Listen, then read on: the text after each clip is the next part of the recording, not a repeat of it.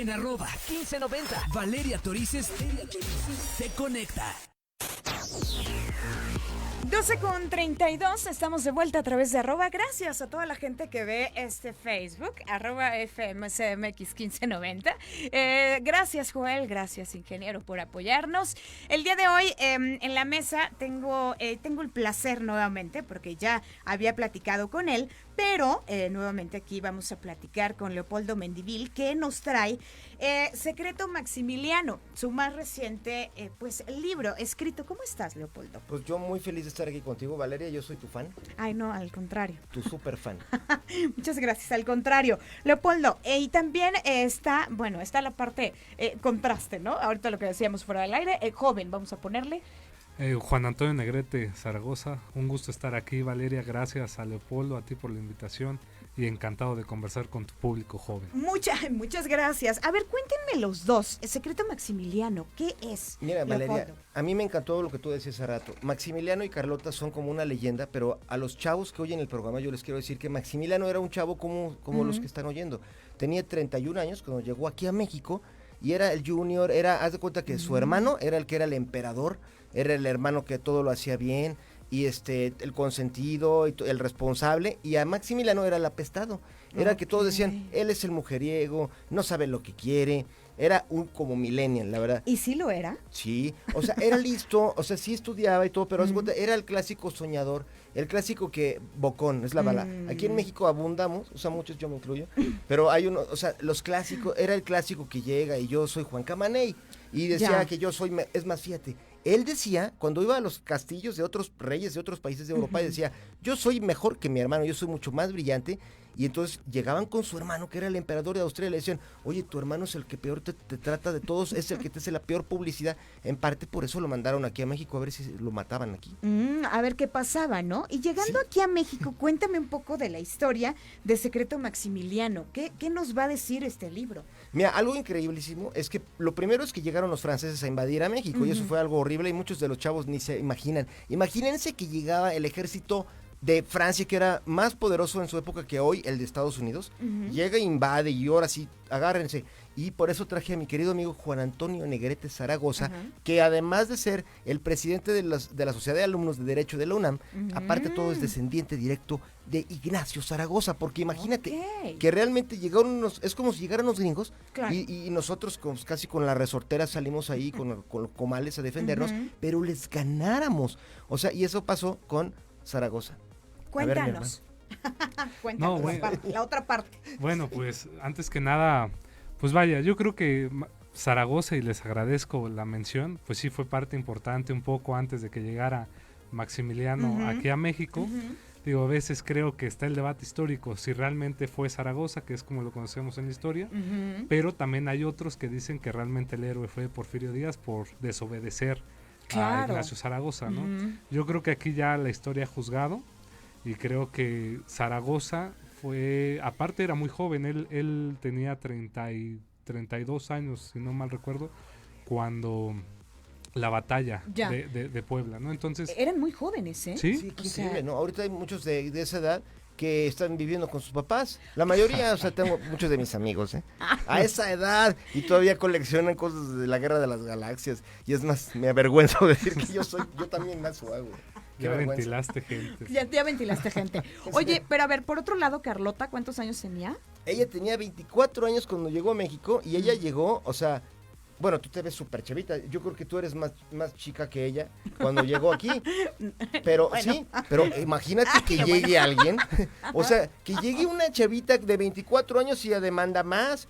Es más, es increíble que cuando ya venía Maximiliano para México a sus 31 y le decían, oye, no te ganaste ningún premio, ahí hay una guerrilla, y a los soldados franceses les cortan las manos porque estábamos de rebeldes los mexicanos, y muchos han comparado a México con la guerra de Vietnam. De hecho, hace algo increíble que a lo mejor no se lo imagina el público, que es que en la guerra de Vietnam, la única guerra en que le han ganado a los Estados Unidos, un país que está súper primitivo, le ganaron con piedras y palos, y uno de los generales de Vietcong que les ganó a los gringos, dijo, nosotros sacamos las estrategias de los rebeldes de México de la época de la invasión de los franceses. Ok. O sea, de los de Juárez y Zaragoza. O sea, porque aquí era la estrategia de guerrillas, de terror, de que llegaban en la noche a los campamentos de los soldados y que les cortaban las manos y luego le regalaban el dedo a la esposa del soldado y así estaban aterrorizados los franceses. Y llegaron con Maximiliano y le dijeron, oye, ¿tú crees que vas a ser un super emperador ahí? Pues te van a matar y te va a ir pésimo y te van a colgar. Y este hombre se ponía a sudar y llegaba con Carlota, su esposa de 24 años, y le decía, oye, ¿cómo ves? ¿Vamos o no? Y ella le decía, tú eres un Habsburgo, no puedes ser un cobarde, si renuncias, eres un cobarde indigno. ¿Quién fue más fuerte en la historia? ¿Carlota o Maximiliano? Por las cosas que me están diciendo. O sea, al final del día, ¿sí se volvió loca o no se volvió loca de entrada? Y Maximiliano, sí, pues, o sea, ¿quién era ahí el que realmente, o la que realmente daba las órdenes? Sí, si me permites la respuesta de si fue envenenado o no, que se la dejo aquí a Leopoldo, pero yo creo que la personalidad más fuerte en la vida de Maximiliano y Carlota fue Carlota, y eso lo pone muy claro Leopoldo en Maximiliano.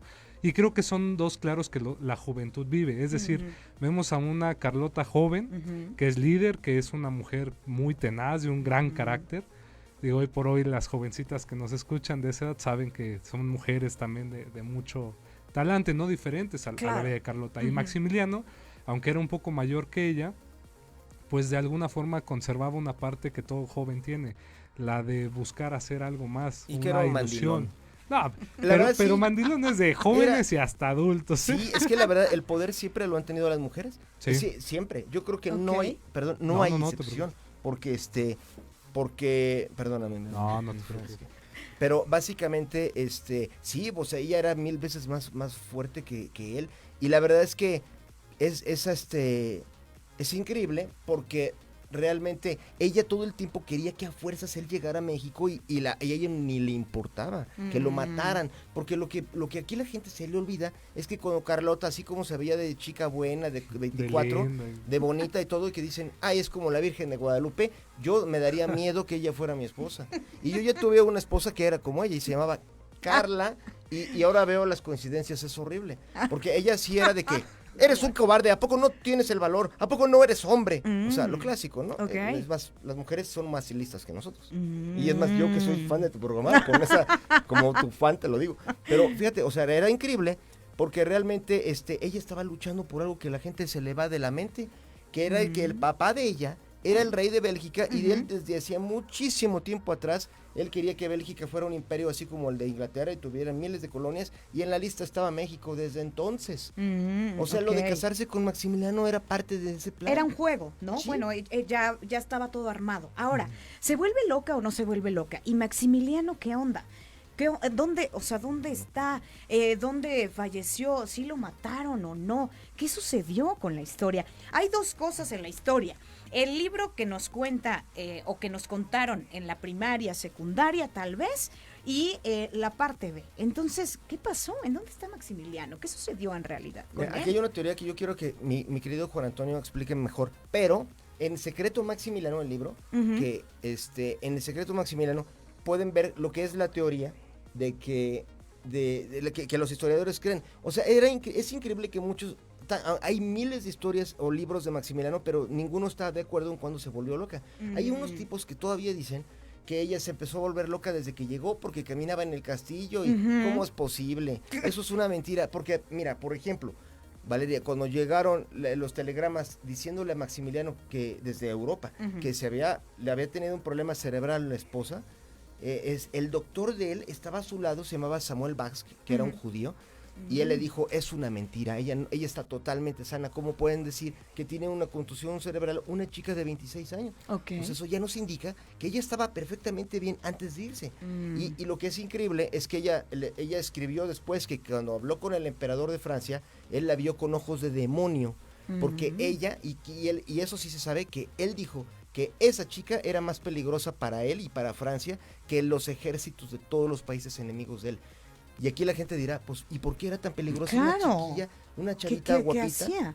Pues es porque ella le dijo que si él se atrevía a llevarse de México las tropas, o sea, y que le quitaban el teatrito a ella y a su esposo de ser emperadores, pues ella le iba a hacer un escándalo en Europa y iba a decir que él era un cobarde ante el zar de Rusia y ante la reina de Inglaterra, que era su prima, Victoria. Y entonces este hombre dijo que me está poniendo en el peor problema, porque él ya tenía amenazas de los Estados Unidos que decían que tenían que salirse de México, que América es para los americanos, y ya se había acabado la guerra civil, y le había dicho, saquen sus tropas de América, porque si no, es guerra contra Francia.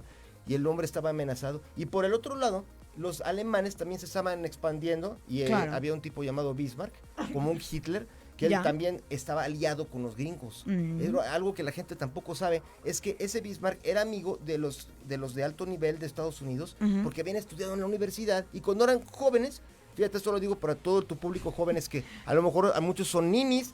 Yo también mucho tiempo fui un nini, y orgullosamente, pero muchos son ninis, y en ese momento, imagínate, esos cuates, cuando estaban en la universidad, dijeron, no, yo les digo que o sea, el alemán dijo, yo les prometo que yo voy a expandir toda Alemania, y se va a unificar todos los reinos, y se va a volver la Alemania, la que conocemos hoy. Y si luego me regalan 25 botellas de champaña. Y el otro cuate, el gringo, dijo, bueno, yo les prometo que yo me expando a Estados Unidos, y nos quedamos con la mitad de arriba de México, lo cual lograron, y se echaron las cervezas cuando estaban matando a Maximiliano aquí. ¿Y en dónde las está? Champañas. ¿Y en dónde está Maximiliano? ¿En dónde está? ¿Qué pasó? ¿Sí fue todo este show? Lo que nos contó la historia, ¿no? ¿Hay otra versión? ¿Con cuál nos quedamos? Pues hay muchas. La oficial es que, pues la que conocemos, que a Maximiliano lo agarraron en la zona de Querétaro, lo tuvieron ahí preso y lo fusilaron en el Cerro de las Campanas, con Miguel Miramón y Tomás Mejía, que curiosamente Miguel Miramón, pero para los que no saben, a sus 27 años fue el primer presidente joven de este país, ¿no? Entonces estamos viendo cómo los jóvenes rompemos en la historia. Por supuesto. Pero la cuestión aquí es, la pregunta recae en la posibilidad, y eso lo plantea Leopoldo en Secreto a Maximiliano, de que tal vez le pudieron perdonar la vida. ¿Por qué? Nosotros sabemos esa versión oficial, pero Maximiliano fue una persona que su cadáver tuvo muchas manipulaciones, es decir, lo fusilan, cuando se lo llevan, empiezan a descubrir que le quitaron los ojos, que los pudieron suplantar con una muñeca. De repente hay otras versiones donde órganos de él los empezaron a quitar y a reemplazar. Entonces, vemos ahí una cuestión que es, bueno, ok, no tenemos un cuerpo realmente en esa época ya completo. Lo interesante sería, ¿por qué no preguntarnos? A ver, vamos a revisar y cotejar si es, ¿no? Porque en eso ahora tenemos muchísima tecnología que en ese tiempo no había, ¿no? Porque también hay otras versiones de que como muchas personas le habían pedido que lo dejaran vivir a Benito Juárez, y realmente creo yo que Benito Juárez no buscaba matarlo, pero nada más que el liberal, las legislaciones, hay que recordar algo, pues realmente había leyes. Benito Juárez emitió una ley donde decía que al traidor se le tenía que matar, fusilar, y Maximiliano hace lo mismo, ¿no? Entonces, pues realmente una persona de leyes tiene que aplicar lo que en ese tiempo, si es justo o no es justo, es otra cosa, ¿no? Entonces, pero qué tal si sí sucumbió a esa presión y en un acto de solidaridad. Desesperación, tal vez, también. O por no querer matarlo, porque... Y por el supuesto tema de que, como se dice, o es el rumor de que Maximiliano era masón y Juárez también. Y Juárez también, ¿no? La idea es que por eso lo perdonaron, pero entonces, en Secreto Maximiliano, hemos explorado con muchos masones dónde están los documentos de que prueban que Maximiliano era masón, y hay lo que sale de la investigación es que no era masón. ¿No era masón, Maximiliano? Maximiliano? Pero Juárez sí, ¿no? Juárez sí, totalmente. Pero la idea, lo que hoy se piensa es que toda esa idea de que lo dejó escapar en secreto y que acabó llegando al Salvador y que vivió ahí como un cuate que siempre iba descalzo, es una teoría que todos creen, pero se parece más a lo de Elvis Presley, que también dicen que viene a Teotihuacán y se baja de un ovni. O sea, pero la verdad es que no hay ninguna prueba de eso. Es más, por eso justamente, y yo te invito a que tú nos hagas el honor de presentar este libro cuando lo hagamos en el Castillo de Chapultepec, porque soy tu fan. Ay, gracias. Sí, claro. Muchas gracias. Y invitamos al público, porque invitamos también al embajador de Austria, y muy probablemente él va a ir al Castillo de Chapultepec, y le dijimos, ¿usted estaría de acuerdo en que hagamos que se abra la tumba que está en Viena y que se le saquen genes con una jeringa y que luego se lleven al laboratorio a ver si sí es o no? ¿O no? La historia va a cambiar. O sea, si sale un no, todo lo que nos dijeron y toda la historia Sí. que de todos, ¿no? Lo que sucedió cuando estábamos pequeños va a ser un parteaguas. Sí, va a ser un parteaguas. Y además, ahora, todo lo demás y todo el contexto histórico que hay detrás y al lado de este personaje tan importante y clave en la historia de México, va a ser, bueno, impresionante, ¿no? ¿En dónde puedo encontrar Secreto Maximiliano, Leopoldo? Bueno, está en Sanborns, por Rúa Gandhi, en Liverpool, Palacio de Hierro, Ok, Casa del Libro. en Yo, de todos hecho, lados. quiero decirte que en algunos ya no hay porque yo te iba a traer a ti 2 de esos. Gracias. Y te los quedo de ver para la próxima vez que tenga el grandísimo honor de verte. O Gracias. al ratito te los voy a traer. Muchas gracias, qué amable eres. Entonces está en todas las librerías, Secreto Maximiliano, por favor, encuéntrenlo. Leopoldo, siempre es un placer platicar contigo. Ay, para mí es un gusto enorme, Un un honor. privilegio. Muchas gracias por venir aquí a la cabina de Arroba. Muchísimas Gracias, gracias. Vámonos a un corte, regresamos con más aquí en Arroba.